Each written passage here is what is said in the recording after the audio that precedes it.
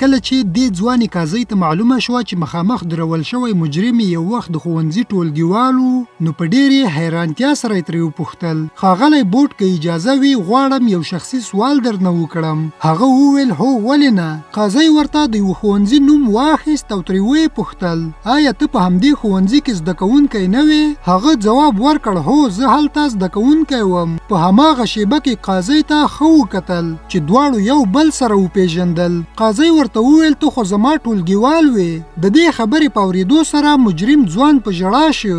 دې وخت کې قاضي ورته وویل: بخښنه غواړم چې نن دې دلته وینم. او ټولو خلکو ته په مخ اړولو سره یې وویل چې موږ یو ځای یو ټولګي کې زده کړې کولې او ته د ټولګي تر ټولو ښه زده کوونکو څخه وې. زه حیرانه یم چې په تا اخر څه وشول. نشهیي توکو او قمار دې ژوند تر دې ځایه راورسو. په پای کې قاضي ورته وویل: هیله لرم له دې وروسته ښه او د قانون مطابق ژوند وکړې.